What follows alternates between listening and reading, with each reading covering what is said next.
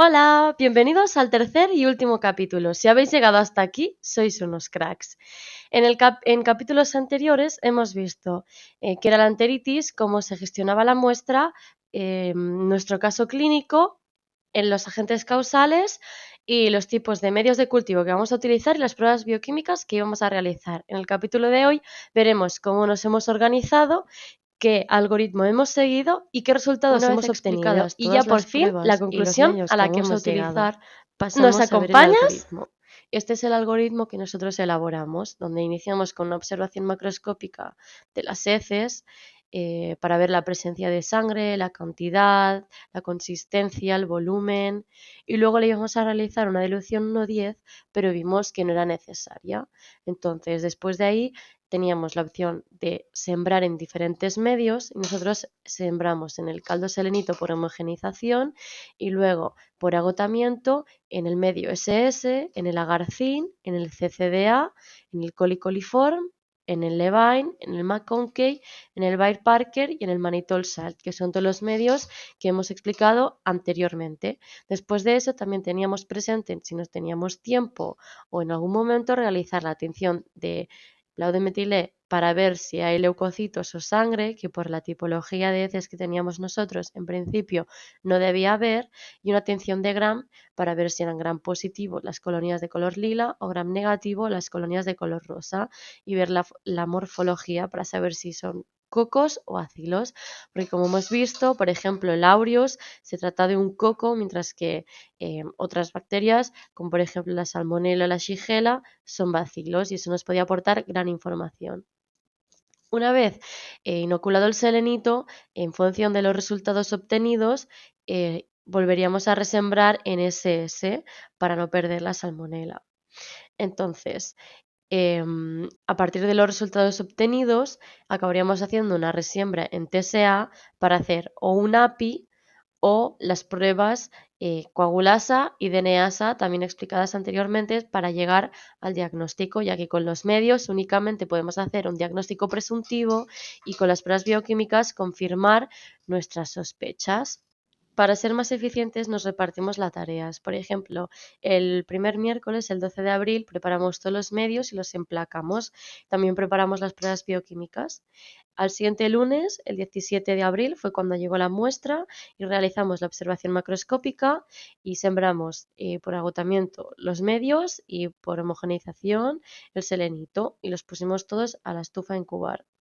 Luego al día siguiente, 18 de abril, sacamos las placas de la estufa, bueno, y el tubo en este caso de la estufa, y los guardamos en nevera. Para el día siguiente, el miércoles 19, interpretar los resultados, hacer resiembra en TSA, resiembra en SS si fuera necesario porque el selenito diera positivo, y opcionalmente teníamos pendiente la tinción de azul de metilo y la tinción de Gram. Al día siguiente sacamos de la estufa y guardamos en la nevera pues todo lo que hubiéramos sembrado el día anterior, y el lunes 24 de abril interpretamos los resultados y realizamos las pruebas bioquímicas. El 25 de abril, martes, sacamos las placas de la estufa y las guardamos en la nevera en caso de haber tenido que realizar otra resiembra, o sacamos las pruebas bioquímicas, y el día 26 de abril, último día, interpretamos los resultados y llegamos a nuestra conclusión final de cuál era el agente causal de nuestro caso clínico. En la observación macroscópica pudimos observar diferentes cosas: que el color era de marrón claro, tenía un volumen de 60 mililitros aproximadamente, era muy acuosa y se veían como pequeños trozos sólidos en el fondo. El mismo 17 de abril, que fue cuando llegó la muestra, pudimos realizar una descripción microscópica a 1000 aumentos y vimos que predominaban los microorganismos gram negativos, siendo estos cocos y bacilos, y gram positivos los protobacilos y alguna célula escamosa. También cocobacillus. Y lo más importante que nos confirma nuestras sospechas es que no se observaban ni hematíes ni leucocitos. Por lo tanto, eso confirmaba nuestras sospechas, ya que por nuestro caso clínico, nuestro tipo de diarrea era de producción de toxinas y no hay presencia ni de hematíes ni leucocitos, y pues la observación microscópica nos confirmaba aquello que ya sabíamos presuntamente. En la observación macroscópica nos dimos cuenta que nuestra muestra ya era muy acuosa y por lo tanto no hacía falta diluirla más, así que pasamos directamente a la siembra de los medios. Nosotros realizamos duplicados para todos los medios, para todas las pruebas, así que vamos a tener dos resultados que podemos comparar entre sí. Primer medio que sembramos fue el caldo selenito, que se siembra por homogenización, y después de incubarlo para interpretar los resultados, vimos que los dos tubos eran diferentes. El primer tubo era negativo, ya que el medio no era turbio, y el segundo tubo era excesivamente rojo, y el fabricante nos decía que no tengamos presente los resultados muy rojos por la oxidación del medio, que eso puede suceder al preparar el medio días antes de sembrarlo, que debíamos prepararlo nada más sembrarlo. Como nosotros lo preparamos 5 días antes de sembrar, podía ser que por ello el resultado no nos diera bien. Así que de momento tenemos un selenito negativo. Así que pasamos al SS, que se siembra por agotamiento. Se sembraron todos el mismo día, todos los medios. Así que cuando sembramos este medio aún no sabíamos los resultados del selenito. Entonces, para el SS, el crecimiento de las colonias fueron grandes y rosas, por lo tanto, no son ni salmonela ni shigella, ya que estas deberían ser colonias transparentes. Mientras estábamos sembrando los medios, el profesorado nos proporcionó otra placa por si la queríamos utilizar, que es el medio XLD, que básicamente es un medio selectivo diferencial que se utiliza para el aislamiento y diferenciación de patógenos entéricos gram negativos y especialmente el género de la Shigella. Como era uno de nuestras sospechas, decidimos utilizarlo y nos salió una o dos colonias amarillas sobre la placa completamente roja. Este resultado es negativo, por lo tanto podríamos descartar Shigella y Salmonella. El siguiente medio que sembramos fue el agarcín y después de incubarlo, al leer los resultados vimos que no había crecimiento y por lo tanto podíamos descartar que fuera una Yersinia. Al siguiente medio era el CCDA, que también después de incubarlo tampoco hubo crecimiento, entonces pudimos descartar el Campylobacter. Y luego el Colicoliform fue el siguiente medio que después de incubarlo vimos que había algún crecimiento con colonias de color verde, pero pocas. Por lo tanto, podíamos sospechar de una E. coli, pero teníamos que tener en cuenta que en nuestra flora intestinal hay E. coli, entonces no sabíamos si ese crecimiento era únicamente de nuestra flora intestinal o si era pues el agente causante de nuestra enteritis. Los siguientes medios que sembramos fueron el Levain y el McConkey, que ambos sirven para ver si fermentan o no lactosa, como hemos explicado antes, y después de incubarlos vimos que en el Levain había crecimiento de colonias negras, que esto significaba que había lactosa positivas y de nuestras sospechas únicamente podía ser la E. coli.